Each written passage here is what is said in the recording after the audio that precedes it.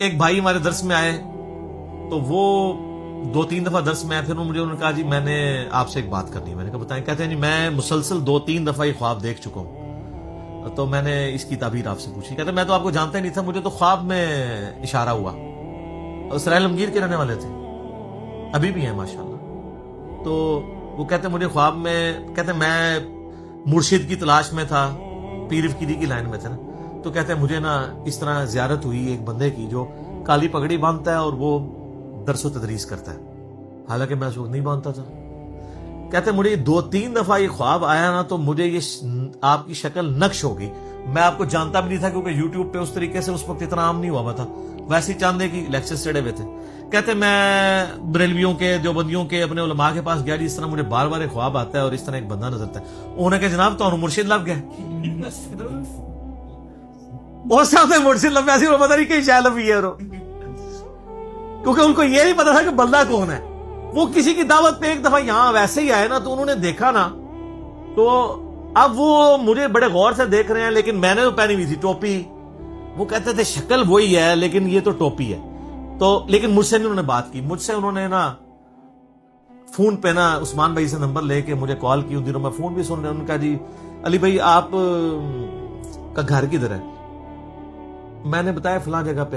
کہتے جی وہ فلاں جگہ پہ تنگ گلی میں فلاں جگہ پہ آپ کا گھر تو نہیں؟ میں نے کہا. کہتے ہیں دیکھیں میں آیا نہیں ہوں, لیکن میں نے خواب میں وہ گھر بھی دیکھا ہوا ہے.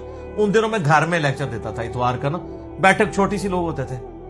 تو مجھے کہتا ہے کہ جی میں نے آپ سے ملنا ہے. زور کے وقت ملاقات کی. مجھے کہتے ہیں جی اب آپ نے اگلا درس جو ہے نا پگڑی میں دینا ہے, تاکہ میں اپنے خواب کو ریکال کروں کہ آپ پگڑی کیسے باندھتے ہیں. وہ تو میں جو کہ دعوت اسلامی میں رہا تھا, میں شروع سے ایسی پگڑی باندھتا ہوں کٹ والی, جس میں نماز میں بھی آسانی رہتی, ماتھا جمتا ہے.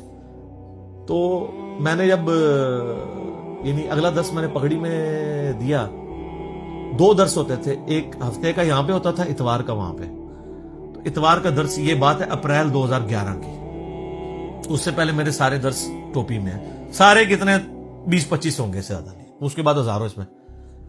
وہ بندہ پھر آیا, کہتا ہے جی مجھے بالکل یہی خواب میں نقشہ نظر آیا تھا. میں نے خواب میں اس نے یہ دیکھا تھا. کہتا ہے جی میں نے یہ سنا خواب میں کہ نبی الاسلام تشریف لا رہے ہیں اور فلاں گھر کے اندر. اچھا, وہ کہتا ہے جی وہ گھر آپ کا گھر تھا. تو کہتا ہے میں خواب میں ہی میں نے یہ دیکھا کہ میں اس گھر میں گیا ہوں, تو وہاں ایک نوجوان جو ہے وہ کالی پگڑی باندھ کے تو درس قرآن دے رہا ہے, تو اور نبی الاسلام کا انتظار ہو رہا ہے.